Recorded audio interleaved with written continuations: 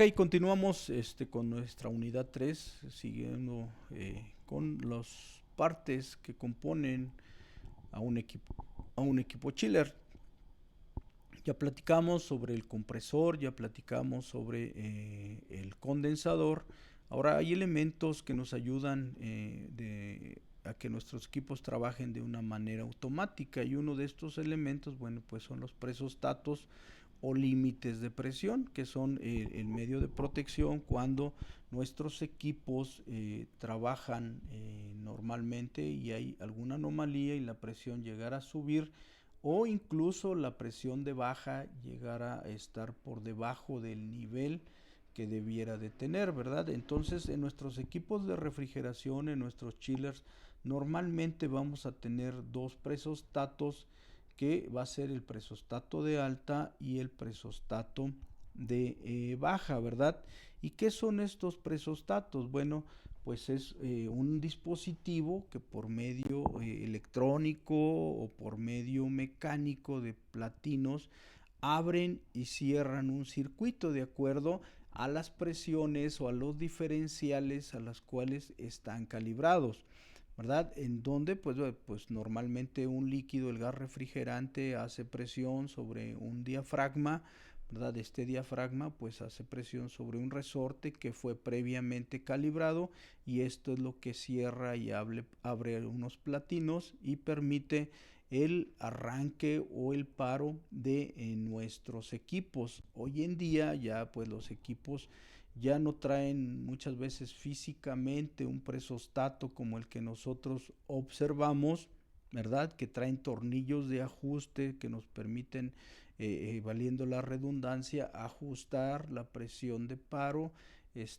por medio de un diferencial. Ajustamos la presión, el set point que normalmente decimos, la presión de corte. Tenemos un diferencial que nos va a permitir el arranque de nuestros equipos, ¿verdad? Entonces decíamos, estos presostatos, bueno, pues físicamente todavía los podemos encontrar dentro de algunos equipos, pero ya hay algunos otros equipos que ya traen dispositivos electrónicos, ¿verdad? Ya traen sondas que lo que hacen es una cierta presión, la convierten en una señal, ¿verdad? Una señal que nos va a ayudar a controlar el paro y arranque, o en el caso de los chillers que traen sus inversores de frecuencia, bueno, pues que nos ayudan a variar la velocidad de nuestros compresores para dar mayor o menor cantidad de refrigerante a nuestros circuitos.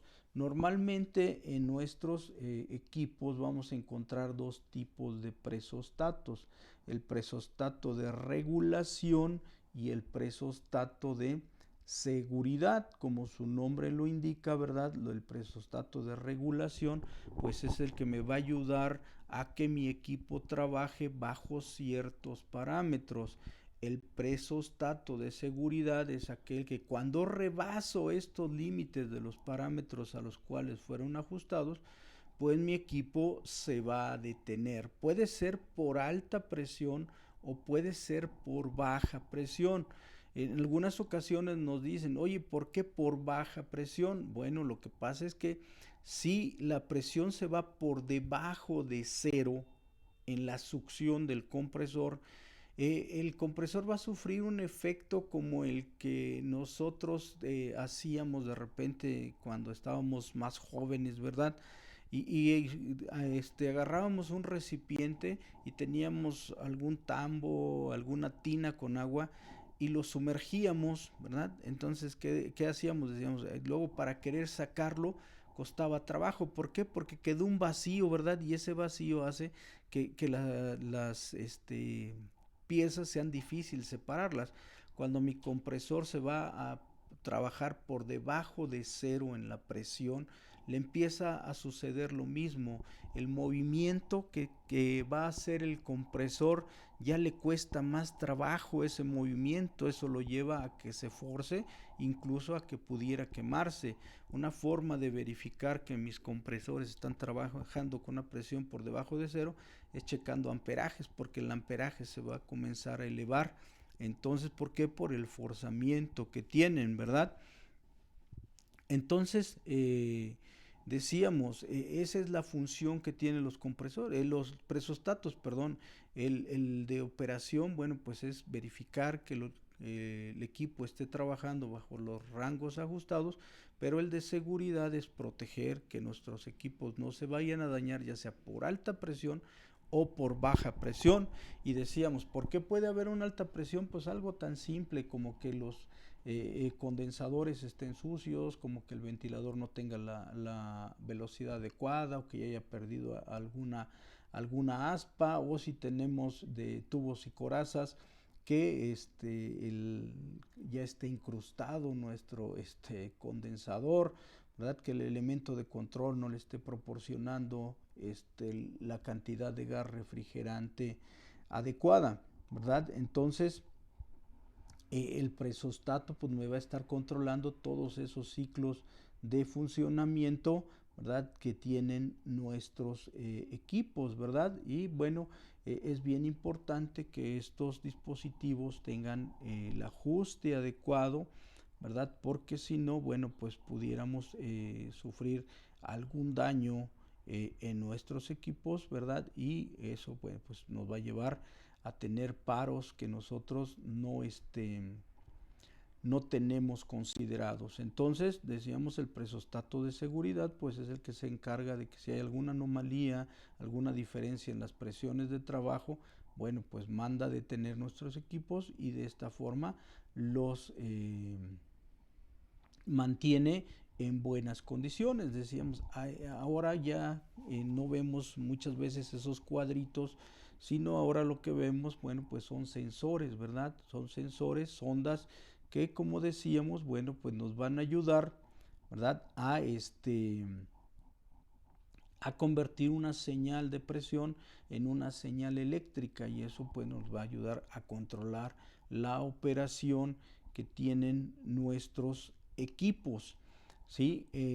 Hay tipos de presostatos que trabajan en base a presiones diferenciales. Esto es, yo calibro el presostato a cierto rango y después le doy un diferencial, y siempre que trabaje dentro de esos diferenciales va a estar operando correctamente, o en algunos casos ese diferencial me va a dar el rango de operación entre el paro y arranque, ¿verdad? Pero aquí depende mucho el diseño que tengan nuestros equipos, el tipo de presostatos que traigan, ¿verdad? Entonces, aquí lo importante, como yo mencionaba en un principio, cuando nos decían tienen dispositivos eléctricos, bueno, pues muchas veces yo voy a la pantalla, ¿verdad? Y ahí digo, a ver, la presión de alta, la presión de baja.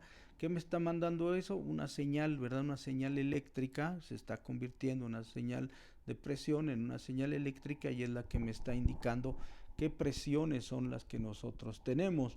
Otro de los elementos que nosotros encontramos en nuestros equipos, bueno, pues son los manómetros. Puede ser que tenga manómetros analógicos como el que vemos aquí, o puede ser que nuestros equipos ya tengan los manómetros digitales,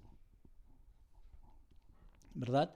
Entonces ya eso nos facilita un poquito la lectura de nuestras presiones dentro de nuestros equipos, ¿verdad? O pues simplemente ir a la pantalla, pedir la lectura de la presión, y ahí nos indica. Pero es otro de los dispositivos que tienen nuestros equipos. Los transductores de presión, que decíamos no son otra cosa más que un elemento que va a convertir la presión en una señal eléctrica, ¿verdad? Y que me va a ayudar a obtener una lectura en una pantalla, en un lector, ¿sí? Entonces muchas veces decíamos, ya no está el presostato así como tal, sino que ya tenemos este tipo de transductores de presión para que nosotros tengamos un control más exacto, ¿verdad?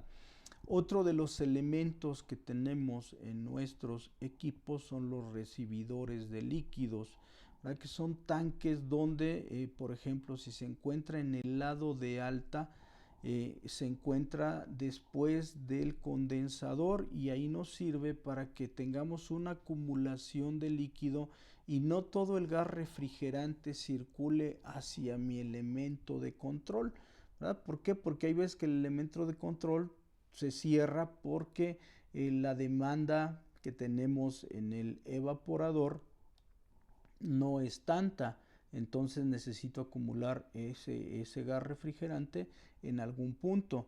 También muchas veces este recibidor de líquido del lado de alta me sirve para atrapar la mayor cantidad de refrigerante cuando yo voy a hacer, por ejemplo, un cambio de deshidratador, o cuando voy a hacer un cambio de mirilla o alguna reparación en algún punto de mi sistema. Entonces ahí acumulo la mayor cantidad de refrigerante, ¿verdad? Tiene una válvula a la entrada, tiene una válvula a la salida, y ahí lo atrapo, hago la reparación, y ya cuando termine, bueno, pues hago mi vacío en los puntos donde yo hice el trabajo, y abro las válvulas y solamente voy a reponer la cantidad de refrigerante que yo haya perdido. Si este recibidor de líquidos se encuentra en el lado de baja, ¿verdad? O más bien, si hay un recibidor de líquidos del lado de baja, su función es retener los líquidos que vienen del evaporador y evitar que pasen hacia el compresor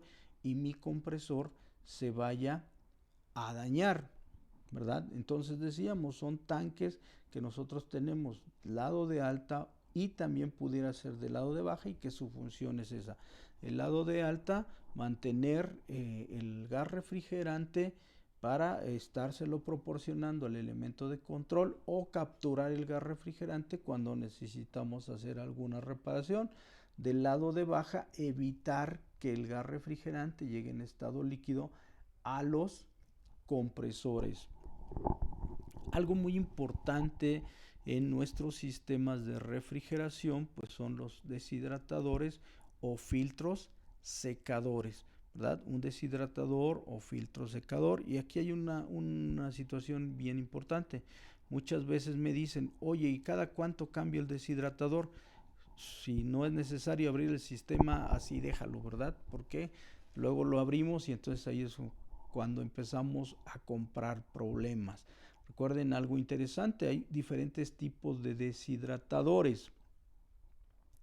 La función del filtro deshidratador básicamente es retener impurezas, o sea, mantener limpio el sistema, retener humedad, y al retener humedad también controla acidez dentro del circuito, ¿verdad? O sea, tiene tres funciones básicas: retener suciedad, retener humedad, y al retener humedad también controla el índice de acidez que hay dentro de nuestros circuitos.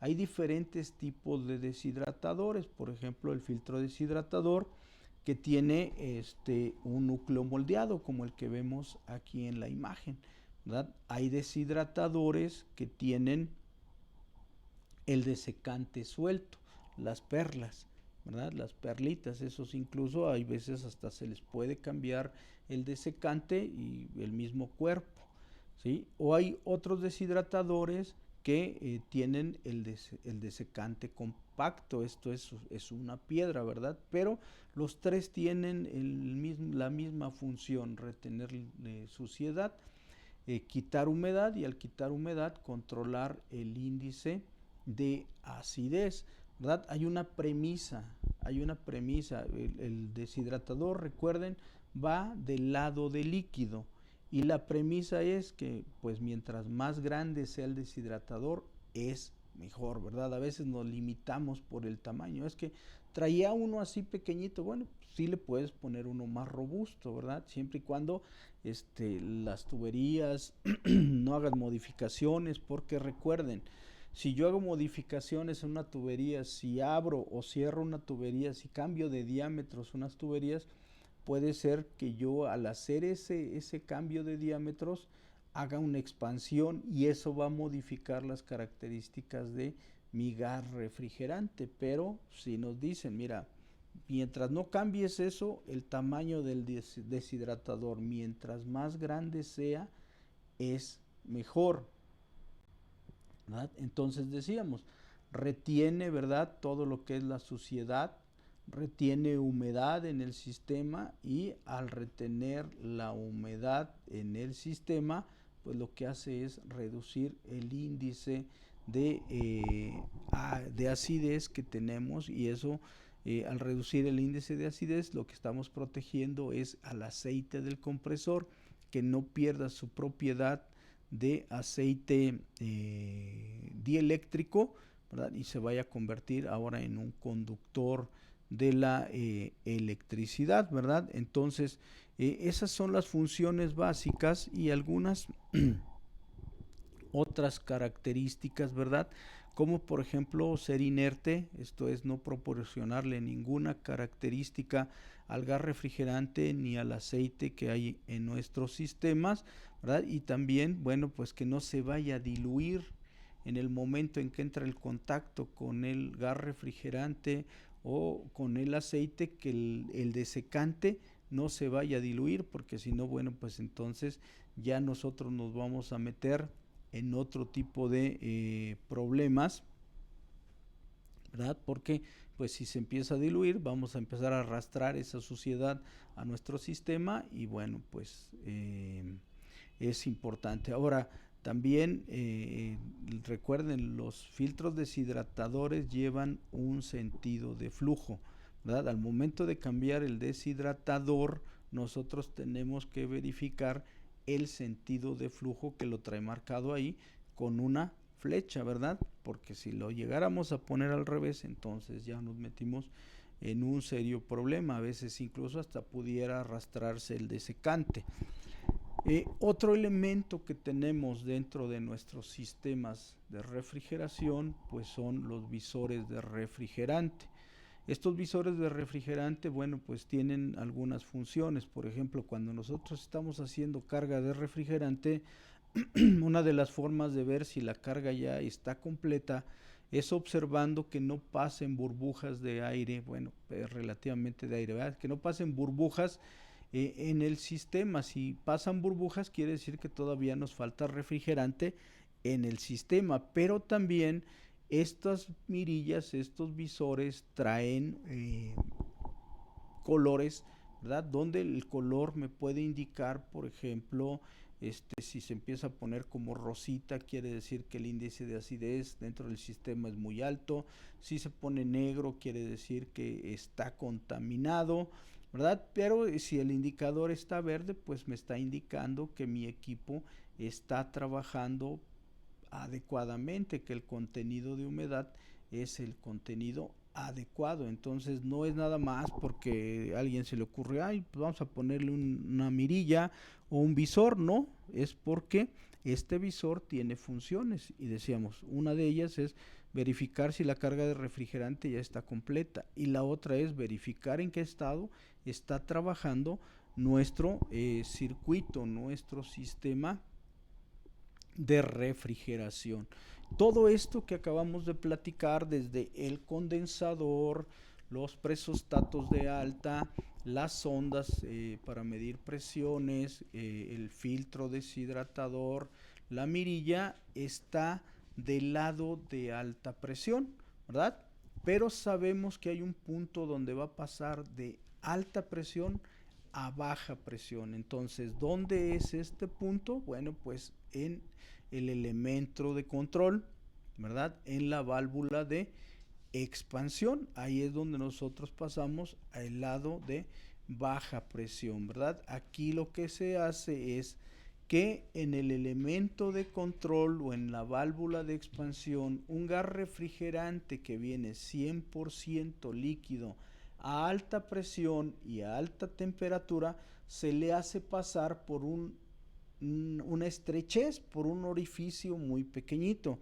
Y sucede algo similar a lo que sucede cuando nosotros tenemos un bote de pintura en spray, ¿verdad? Nosotros lo agitamos y escuchamos que adentro es líquido, pero cuando nosotros oprimimos la válvula ya no sale líquido, ahora sale una mezcla de líquido con una neblina, ¿verdad? Entonces, eso mismo sucede en nuestros elementos de control. Ese es el principio de funcionamiento de nuestras válvulas de expansión y de nuestros tubos capilares, nada más que el tubo capilar es fijo el flujo del refrigerante. En el caso de la válvula de expansión es variable y va a depender de la demanda que tenga el evaporador hacia este elemento, ¿verdad? ¿Cómo funciona este elemento?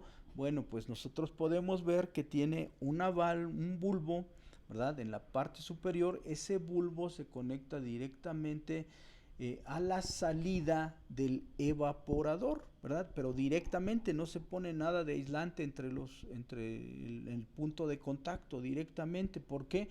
Porque este bulbo tiene gas refrigerante del mismo tipo que el que estamos manejando en el sistema. Entonces, a la transferencia de calor, este bulbo tiene refrigerante líquido. El líquido comienza a evaporarse.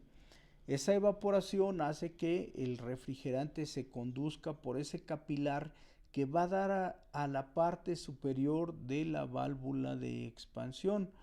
Esa válvula, bueno, o esa presión ejerce una fuerza sobre un diafragma, el diafragma sobre el resorte y el resorte abre y cierra una válvula de aguja para que el paso del refrigerante pues sea el paso adecuado, el paso exacto, ¿verdad? Entonces, ese es el principio de funcionamiento de nuestra válvula de expansión. El bulbo contiene refrigerante líquido, pero ese refrigerante al evaporarse hace presión sobre el diafragma sobre nuestros resortes y los resortes abren y cierran la válvula, ¿verdad? Hoy en día, bueno, pues ya existen válvulas de expansión electrónicas donde ya no tienen el bulbo, ¿verdad? Sino ya por medio de un transductor, de una señal eléctrica, se va haciendo la apertura y cierre de nuestro elemento de control. Cuando nuestros equipos traen tubos capilares, ¿verdad? Aquí hay algo bien interesante y bien importante. El tubo capilar está calculado en diámetro y longitud para que el refrigerante que entra 100% líquido salga 80% líquido, 20% gas. Si nosotros de repente los cortamos, ¿verdad? O aumentamos el diámetro o disminuimos el diámetro de nuestros tubos capilares, entonces automáticamente vamos a cambiar la cantidad y la calidad del refrigerante que va a llegar al evaporador y eso, bueno, pues va a modificar la operación que nosotros tenemos en nuestros equipos, ¿verdad? Y una vez que nosotros salimos del elemento de control, bueno, pues vamos al equipo donde se realiza el efecto neto de la refrigeración. Los evaporadores, que en este caso, en el caso de nuestros chiles, pues son intercambiadores de calor, ya sea que tengamos una tina con el evaporador dentro, que tengamos intercambiadores de tubo y coraza, o en algunos casos se usan los intercambiadores de placas, pero la función de este elemento no es otra más que robar el calor, en este caso al agua que nosotros queremos acondicionar y por medio de ese calor que le está robando, lograr que la mezcla que entró de refrigerante de líquido con cierto contenido de gas se transforme a 100% gas. Y aquí es importante mencionar algo, tiene que ser la mezcla adecuada. Si de repente de nuestro elemento de control no sale el 80-20, sale por ejemplo 90-10, que quiere decir traigo mayor cantidad de líquido, la carga térmica que tengo en el evaporador no va a alcanzar a transformar todo el líquido en gas y entonces tengo el problema de que a mi compresor me va a regresar líquido. Ahora, lo otro, ¿verdad? De repente mi válvula de expansión se quedó pegada y me está restringiendo el paso del refrigerante. Y en lugar de traer 80-20, traigo 60-40. Traigo menor cantidad de líquido. ¿Qué quiere decir? que el evaporador va a hacer su trabajo, porque él no sabe que viene 60-40, va a hacer su trabajo, pero el gas refrigerante se va a sobrecalentar. Y entonces eso va a provocar que mi compresor se force y en un momento dado incluso pudiera hasta dispararse su protección. Entonces decíamos, la función del evaporador no es otra más que ayudar a la transformación, robar el calor del producto, del medio que quiero acondicionar, dársela al refrigerante para que este refrigerante que entró en una mezcla ahora salga 100% líquido. Existen algunos problemas en los evaporadores, por ejemplo, ¿verdad? Si se disminuye el flujo del refrigerante, entonces vamos a aumentar el sobrecalentamiento. ¿Por qué? Vamos a tener menor cantidad de refrigerante, ese refrigerante se va a sobresaturar, va a llegar muy caliente al compresor y eso, bueno, pues pudiera ser que la eficiencia de mi sistema pudiera bajar porque el compresor no va a tener la cantidad de refrigerante adecuada, además va a estar trabajando a una temperatura más alta, eso va a descompensar el trabajo del compresor y la eficiencia de mi sistema va a bajar. Ahora, otro de los problemas que tenemos a veces en los evaporadores es que se nos inundan de líquido, ¿verdad? Hay algunos sistemas, por ejemplo, sistemas de amoníaco, que ellos sí trabajan a veces con evaporadores inundados, ¿sí? Pero es un sistema muy específico, el sistema de amoníaco, donde, por ejemplo, pues yo tengo en algunos casos un tanque recibidor, ¿verdad? Donde se almacena el amoníaco y bueno, pues en algunos casos lo que yo le estoy suministrando al evaporador es líquido, ¿verdad? En el evaporador por la carga térmica, el gas refrigerante se evapora, ¿verdad? Pero yo al evaporador le mandé puro líquido. Entonces en en el evaporador el amoníaco se evapora, regresa a mi tanque recibidor y de ahí lo que estoy mandando al compresor es el vapor del amoníaco que está en la parte superior. Pero ese sistema así está diseñado. Nuestros sistemas que trabajan con freones, llamémoslo así, o con refrigerantes comunes, los evaporadores difícilmente van a poder trabajar inundados porque tenemos exceso de refrigerante. Vamos a hacer el intercambio térmico, pero el gas refrigerante no se va a volver 100% gas. Y recuerden, si regresa líquido a mis compresores, entonces el compresor se va a dañar. Y pues obviamente esto va a reducir la eficiencia de nuestros equipos. ¿Por qué puede ser que mi evaporador se inunde? Porque el elemento de control, la válvula de expansión, se haya quedado pegada y en lugar de abrir a un cuarto, abrió a 3/4 y me está dejando pasar mayor cantidad de refrigerante y por eso se inundan nuestros evaporadores. Entonces son situaciones que tenemos que ir cuidando. Y obviamente también pues no vamos a alcanzar la temperatura de sobrecalentamiento, es más, vamos a quedar por debajo incluso de la temperatura de evaporación, ¿sí? Entonces es bien importante que nosotros, como lo hemos venido mencionando, verifiquemos el funcionamiento de nuestros equipos, midiendo subenfriamientos, midiendo sobrecalentamientos para verificar que el equipo está trabajando correctamente, ¿verdad? Entonces, el ciclo de refrigeración ahí se cierra, nuestro ciclo de refrigeración ahí se cierra y bueno, pues vamos a ver algunos elementos de la parte del agua, ¿verdad? Y bueno, pues el corazón de esta parte, así como del otro, es el compresor.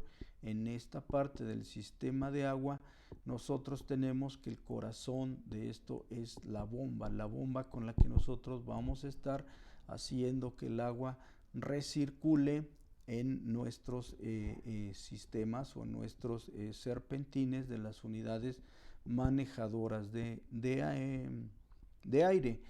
¿Qué tipo de bomba usamos normalmente? Bombas centrífugas. Bombas centrífugas, ¿por qué? Porque la bomba centrífuga me da un caudal más elevado a presiones más bajas, a diferencia de una bomba de desplazamiento positivo, que la bomba de desplazamiento positivo, perdón, me da presiones muy elevadas y a veces caudales muy bajos, y para que me dé caudales mayores necesito una bomba más grande. El caso de la bomba centrífuga, como maneja caudales mayores y no requiero de mucha presión, pues la bomba es de una dimensión más pequeña, ¿verdad? Pero esto depende mucho de la necesidad que tengamos en cada uno de nuestros equipos. Entonces, decíamos hace unos momentos, pues las bombas no se miden en HPs, el HP son los motores.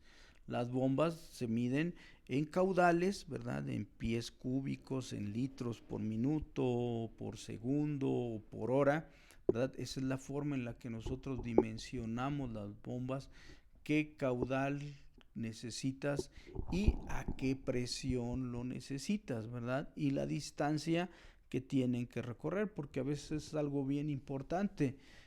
A veces se hace la modificación, se cambia una bomba, no se verifica que sean de las mismas capacidades y de repente, bueno, pues sabes que el agua sí llega, pero no llega en la misma presión y en la misma cantidad. Entonces, por eso es importante que sepamos que las bombas, sus capacidades, primeramente es en el caudal, en la presión y en la distancia que va a recorrer el fluido que nosotros vamos a manejar. El principio de funcionamiento de una bomba centrífuga es como el de la onda, donde ponemos una piedrita en una cinta y empezamos a girarla, ¿verdad? Conforme nosotros vamos separando en la piedra del punto de donde se está girando, la velocidad de esta va aumentando. Normalmente cuando las bombas son de un solo paso o de una sola etapa, la succión la hacen por el ojo del impulsor, ¿verdad? Por el centro de la bomba. Entonces, ¿qué sucede? Se succiona el agua a una muy baja presión, entonces el impulsor que está girando la toma y la va separando del centro. Esto es, va aumentando la distancia entre el punto de succión y el punto de descarga. Ese aumento de la distancia le está dando velocidad al agua. Entonces, esa velocidad, en el momento en que se llega a la descarga, se conjunta la cantidad de agua suficiente y al momento en que llegan, pues obviamente hacen una presión. Ahí se generó la presión, pero la misma velocidad les va a dar la presión para que el agua pueda circular por las tuberías. Entonces, el principio de funcionamiento de una bomba de este tipo es por medio de la fuerza centrífuga, ¿verdad? Por eso se llaman bombas centrífugas. Cuando son multietapas, pues también en un impulsor le dan cierta velocidad y cierta presión, pasa al siguiente donde le da más velocidad, más presión, perdón, y así sucesivamente hasta alcanzar las características de acuerdo al número de impulsores que nosotros tengamos. Aquí tenemos las partes principales de una bomba, ¿verdad? Que son, bueno, pues es la succión, la descarga, la voluta, los impulsores, los rodamientos, las flechas y el cuerpo de la bomba en sí. Digo, aquí pues es diferente, a veces usamos bombas horizontales, a veces usamos bombas verticales, pero el principio de funcionamiento es el mismo en esta situación. Ahora, aquí hay algo muy importante que nosotros debemos conocer. Hay un efecto en las bombas centrífugas que se llama cavitación. ¿Y qué es la cavitación? Bueno, pues la cavitación no es otra cosa más que la formación de burbujas de aire dentro de la bomba. ¿Esto por qué? Por la evaporación súbita del agua o porque no hay fluido dentro de la bomba, ¿verdad? Pero una forma en la que cavita la bomba es que a veces el agua no tiene la temperatura adecuada para que la bomba la pueda trasladar. Recuerden, en el ojo del impulsor, para que haya la succión, la presión tiene que caer mucho.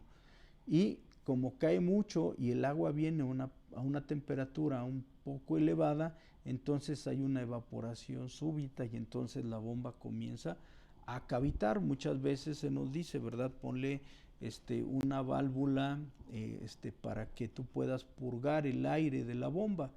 ¿Ok? Entonces purgamos el aire, sacamos el aire de la bomba y la bomba trabaja sin ningún problema. Ese es uno de los problemas que tenemos a veces con las bombas centrífugas, la cavitación, ¿verdad? Y por eso a veces los impulsores uno los saca de la bomba y parece que alguien les pegó o les estuvo rascando con algo. Eso es cavitación, la ruptura de burbujas de aire sobre una determinada superficie. Es como cuando ustedes ponen o tienen una gotera por mucho tiempo en un mismo lugar. Entonces primero en el piso pues se hace la mancha, después se empieza a socavar hasta el momento en que se hace un orificio. La misma agua erosionó.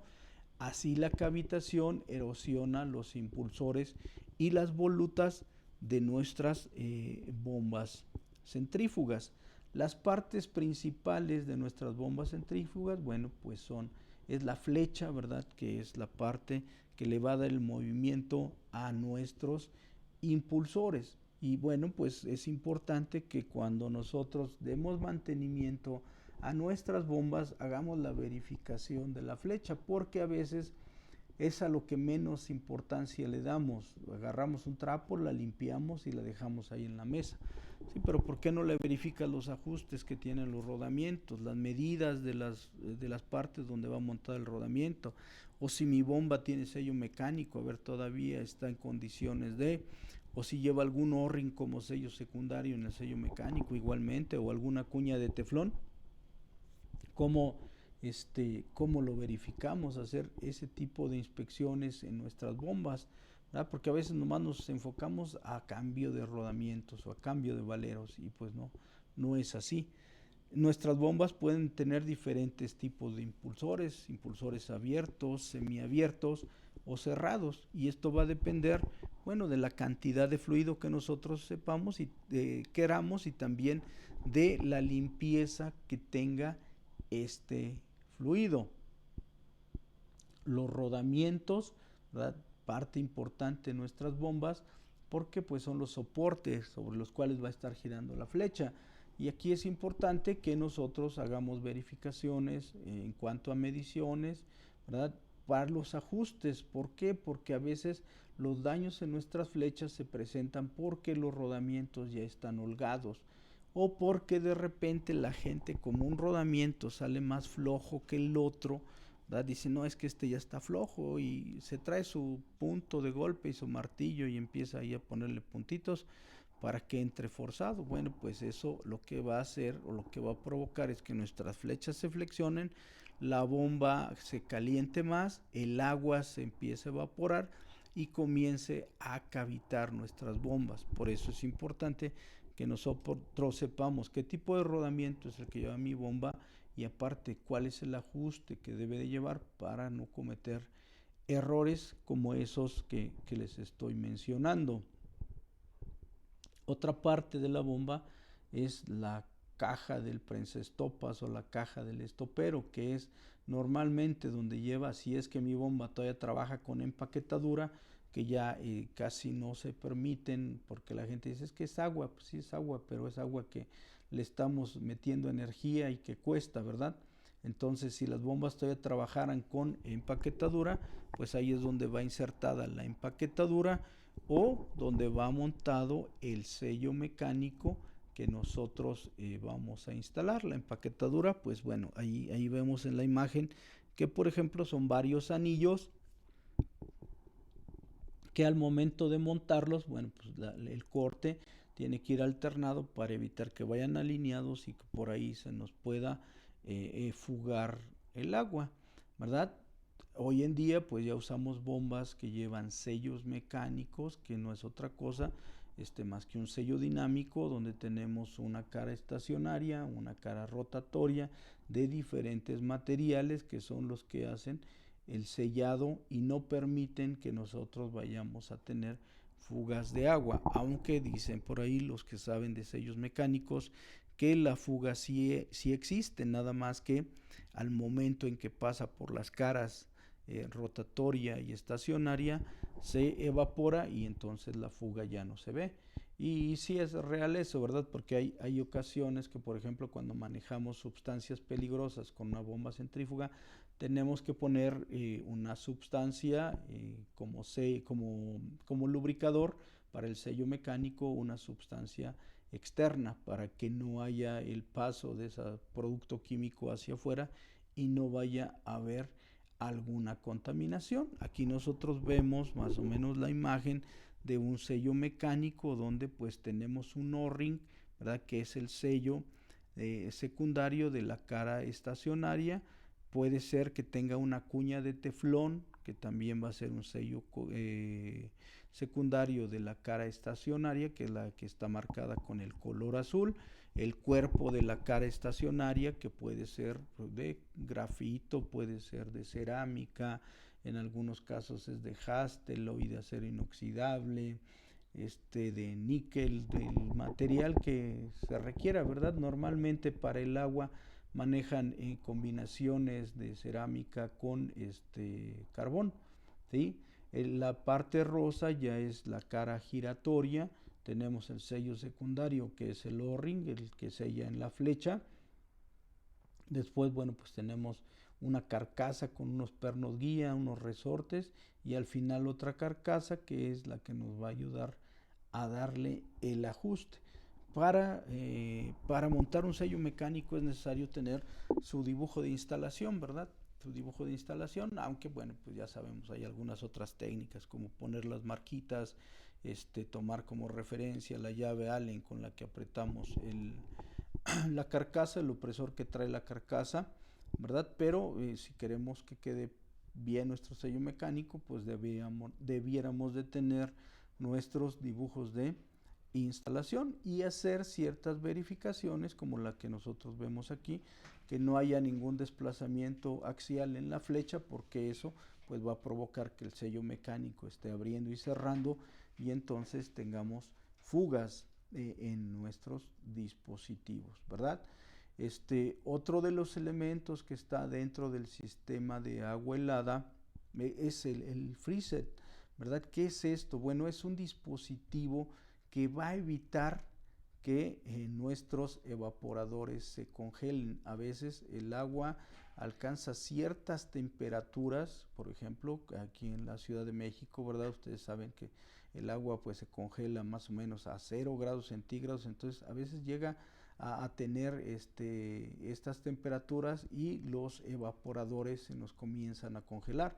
Este dispositivo, su función es evitar eso, evitar que nuestros evaporadores se vayan a congelar. Entonces sí es importante que nosotros veamos que nuestro dispositivo está trabajando correctamente para que nuestros evaporadores no lleguen al punto de congelación, porque si no, recuerden, el hielo ahora va a ser un obstáculo, va a ser una barrera que no va a permitir la transferencia de calor entre el refrigerante y el agua que nosotros estamos acondicionando.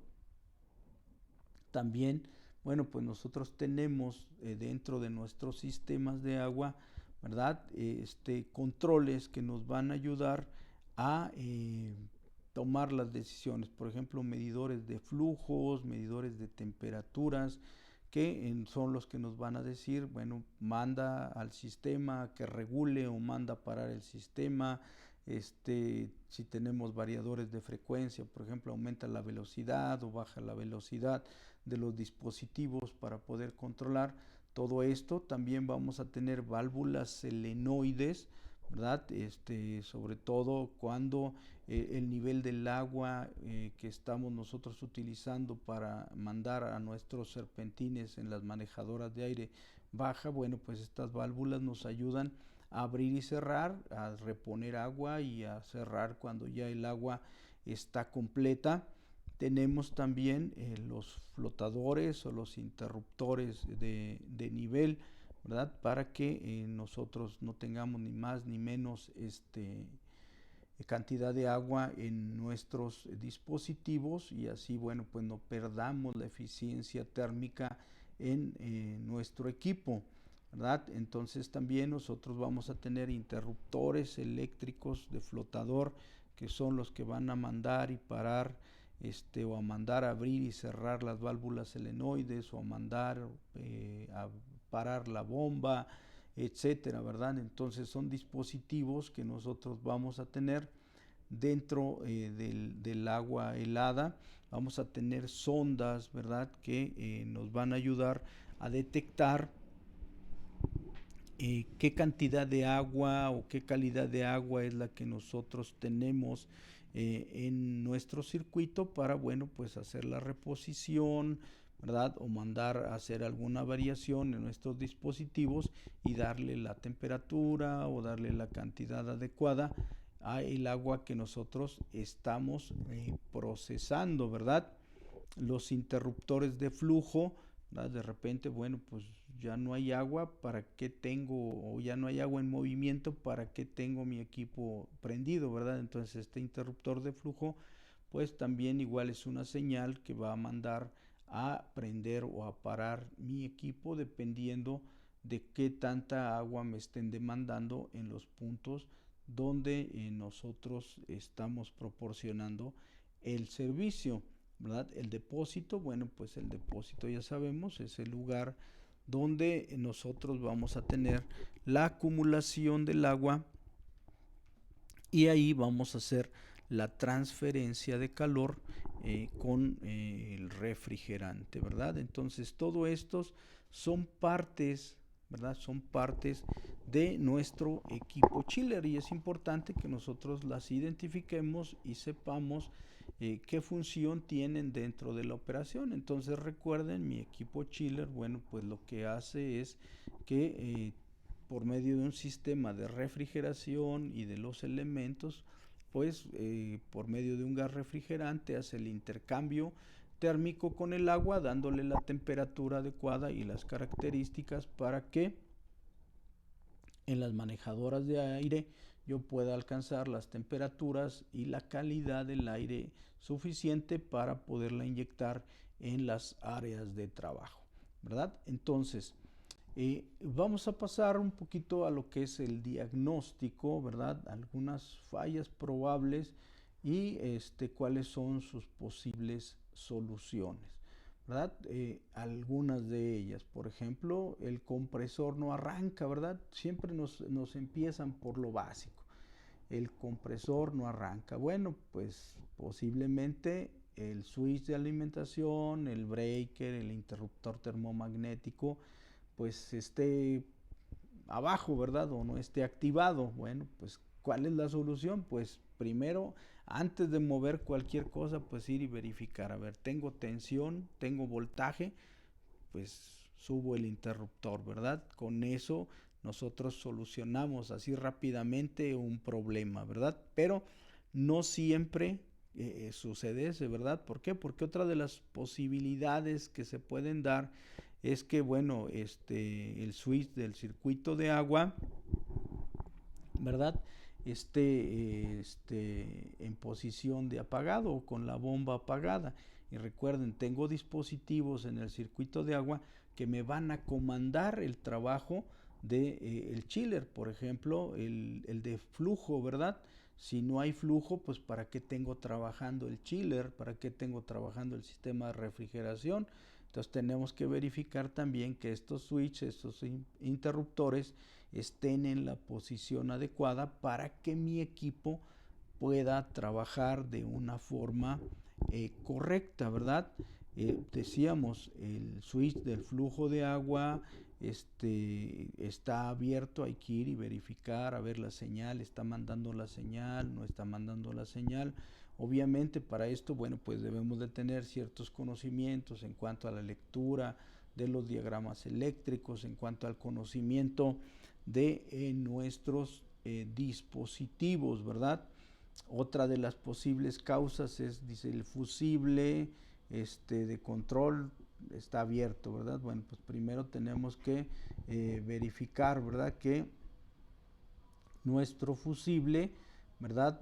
No tenga falsos contactos o que no esté dañado. Muchas veces, pues, ¿cómo lo verificamos? Con nuestro multímetro, siempre y cuando no haya voltaje, con nuestro multímetro checamos continuidad, ¿verdad? Checamos continuidad y entonces verificamos que el fusible no vaya a estar abierto, o también tenemos que verificar el estado de las bobinas del compresor. Recuerden, el estado de las bobinas del compresor, yo lo que voy a verificar es si no están abiertas. Esto es por medio de continuidad, verificar que mis bobinas no estén abiertas. Cuando los compresores son a 110 volts, pues nosotros sabemos que incluso vienen identificados, ¿verdad? Como un común, una bobina de arranque y una bobina de trabajo. Entonces, en esos casos lo que se hace es, se mide entre el común y la bobina de trabajo, ¿verdad? Y me da una cierta lectura en cuanto a la resistencia. Después medimos entre el común y la bobina de arranque y me da otro valor, ¿verdad? Normalmente sumamos esos dos valores y luego medimos entre la bobina de arranque y la bobina de trabajo y me tiene que dar un valor muy similar a la suma que nosotros hicimos. Ahí nosotros primero verificamos que no estén abiertas y después que tengan las condiciones adecuadas, ¿verdad? Cuando son trifásicos, bueno, pues hay que medir continuidad, que las bobinas no estén, perdón, que no estén abiertas, porque si no, bueno, esa puede ser una razón por la cual el fusible se abra, ¿verdad? Nada más escuchamos un zumbido en el compresor. ¿Qué quiere decir? No está arrancando. ¿Por qué? Porque alguna bobina ya está dañada. Eso hace que el amperaje se incremente y que nuestros fusibles pudieran llegar a dañarse, ¿verdad? También que la secuencia de fases sea la correcta. Hay un método para verificar secuencia de fases, eso lo vamos a ver en la próxima parte, ¿verdad? Pero hay un método para verificar secuencia de fases en nuestros compresores y que no se nos vayan a dañar, ¿verdad? Para esto, bueno, pues tenemos que verificar que la secuencia de fases, ¿verdad? en la cometida eléctrica, pues sea la adecuada, ¿sí? Incluso nuestros compresores trifásicos pueden trabajar un rato con secuencias de fases erróneas, pero muchas veces ya nuestros equipos ya traen un dispositivo que detecta esa secuencia de fases. ¿Para qué? Para evitar, porque mientras están trabajando con la secuencia de fases erróneas, los embobinados se están dañando, ¿sí? Y con el tiempo, bueno, pues se va a dañar nuestros equipos. También otra de las causas probables es que la protección de sobre corriente o sobre amperaje, ¿verdad? Esté abierta. ¿Cuáles pudieran ser las razones? Bueno, pues primeramente tenemos que localizar la falla, ¿verdad? ¿Por qué se abrió nuestra protección térmica de nuestro equipo? ¿Sí? Entonces, localizar la falla, a lo mejor el compresor se está forzando, a lo mejor la válvula de expansión no está funcionando bien y no me está dando la cantidad de refrigerante y eso provoca que el compresor se esté calentando. ¿Cómo puedo diagnosticar eso? Recuerden, midiendo subenfriamientos y sobrecalentamientos, con mi multímetro checando amperajes, a lo mejor el deshidratador ya está tapado, la válvula de expansión ya están tapadas y eso está provocando que mi compresor esté tomando mayor amperaje del adecuado y la protección térmica se me esté dañando. También pues puede ser que la bobina del contactor, ¿verdad?, del compresor esté dañada. Entonces, bueno, pues en este caso tendríamos que verificar si la bobina del contactor pues todavía tiene continuidad y si no tiene, pues entonces pues sacarla, ¿verdad? Nos están dando algunas posibilidades por las cuales nuestro compresor no pudiera arrancar, ¿verdad? O en un momento dado, dice, pues se requiera de enfriamiento. A veces nuestros equipos los instalamos en lugares donde no hay el flujo de aire suficiente para que el compresor pueda enfriarse, ¿verdad? Porque recuerden, el compresor pues es una bola negra que normalmente, ¿verdad?, está por ahí instalada y que pues está succionando y está comprimiendo y está elevando la presión y la temperatura de un gas refrigerante. Entonces requiere de un proceso de enfriamiento, y si no tiene la circulación de aire adecuada, bueno, pues entonces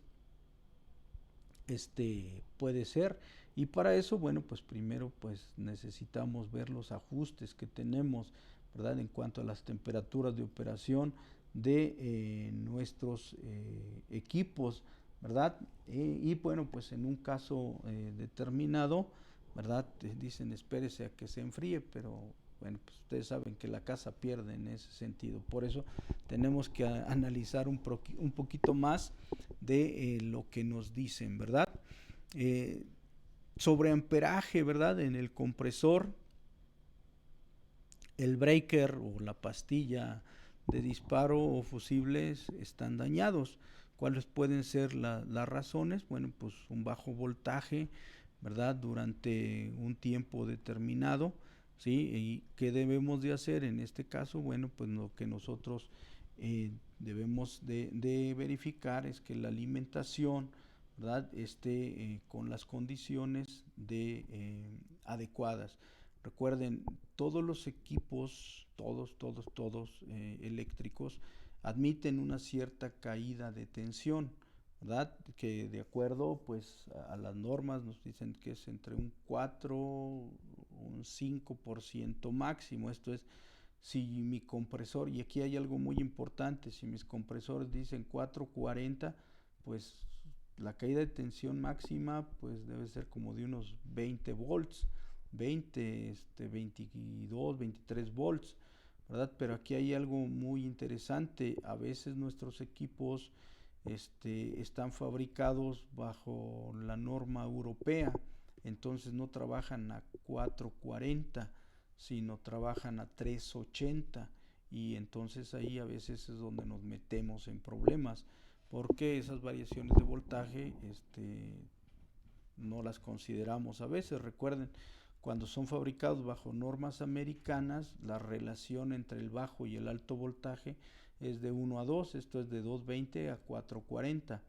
Pero cuando están fabricados bajo normas europeas, la relación entre bajo y alto voltaje es de 1 a 1.73. Esto es, si ustedes multiplican el 220 por 1.73, les va a dar 380. ¿Sí? Entonces eso es algo que también nosotros tenemos que verificar en nuestros equipos, ¿verdad? Dice el compresor o el motor están afectados. Bueno, pues revisar, ¿verdad? Y cambiar en caso de ser necesario o estar dañado. Pero aquí, bueno, pues nos vamos a meter en otro detalle. Dicen cambia el compresor, sí, pero al cambiar el compresor tengo que abrir el sistema. Muchas veces, bueno, pues tengo que cortar tuberías, y entonces después al montar el compresor tengo que hacer soldaduras. Entonces ahí es donde vamos a tener que seguir las buenas prácticas en la refrigeración y el aire acondicionado. Recuerden, para que yo aplique la soldadura y por dentro no quede contaminación, tengo que meter nitrógeno más o menos a una presión de 1 kilo y medio, ¿verdad? La finalidad es que evacúe todo el aire y quede nitrógeno adentro para que la soldadura no se oxide. Pero una vez que yo ya solde, ahora tengo que probar fugas. ¿Y cómo las vamos a probar? Bueno, pues también metiendo nitrógeno, pero ahora ya a una presión aproximada de 60 libras. Y este valor también va a depender mucho del gas refrigerante que yo use y de la presión de baja que nosotros estemos utilizando, ¿verdad? Porque pudiera ser que haya por ahí algún dispositivo que si yo le meto 60 libras o más pudiera dañarse. Si no es así, tengo que comparar la presión de baja con estas 60 libras. Si la presión de baja es menor que las 60 libras, entonces yo me tengo que ajustar a la presión de baja y meter esa presión de nitrógeno para verificar fugas con el jabonómetro, con instrumentos para detectar fugas, con lo que ustedes quieran y manden, pero hay que detectar fugas. Una vez que ya detectamos las fugas, entonces vamos a tener que hacer vacío, pero recuerden que el vacío lo vamos a hacer con una bomba de vacío y con un vacuómetro, y la lectura tiene que llegar a 500 micrones. ¿Sí? Una vez que yo hice vacío, y se recomienda hacer 3 vacíos, o sea, hacer un vacío, romperlo con nitrógeno, hacer otro vacío, romperlo con nitrógeno, hacer un tercer vacío, esperar 15, 20 minutos. Si el vacío no subió arriba de 540, 550, eso no quiere decir que tengas una fuga, sino lo que todavía tienes es humedad dentro del sistema. Entonces en ese momento rompemos con nitrógeno y volvemos a hacer un cuarto vacío, y entonces después ya cargamos el gas refrigerante. ¿Verdad? ¿Por qué con nitrógeno? Porque recuerden, el nitrógeno es un gas seco, entonces cualquier rasgo de humedad que haya lo roba, ¿verdad? Entonces cuando nos dicen, bueno, vas a cambiar el compresor, vas a cambiar deshidratador, vas a cambiar válvulas de expansión, pues nos están diciendo, tienes que hacer todo eso proceso, ¿verdad? Y bueno, pues cuando nosotros hacemos este tipo de operaciones, al momento de cargar el gas refrigerante, nosotros tenemos que hacerlo, así se nos recomienda, por medio de peso, ¿sí? Con una báscula, ver en el dato técnico del equipo qué tanta cantidad de refrigerante lleva, y hacerlo con una báscula. Bueno, no tenemos báscula, pues lo hacemos en base a presiones, pero tratar de no sobrecargar los sistemas, porque eso también nos va a dar defectos muy severos en la operación de nuestros equipos. ¿Sí? Entonces son algunas pautas de análisis de fallas que nos da quienes nos fabrican este tipo de equipos, ¿verdad? También otro, dicen, el compresor o el motor están aterrizados, a revisar las cuestiones eléctricas, las bobinas, revisar la continuidad entre las bobinas y la carcasa, pero lo más probable, fíjense bien, lo más probable, quitando la falla eléctrica, que haya una sobretensión, una caída de voltaje, etcétera, la falla más probable cuando un compresor se aterriza o se quema es que el aceite se acidificó, y la razón principal es porque hay humedad en el sistema. ¿Sí? Entonces ahí tendremos que hacer todo el proceso que les estamos indicando, ¿verdad? Bueno, con esta parte llegamos al final de esta sección, y bueno, en la siguiente sección platicaremos un poquito sobre lo que es el mantenimiento, y vamos ya a entrar directamente a lo que son las unidades manejadoras de aire.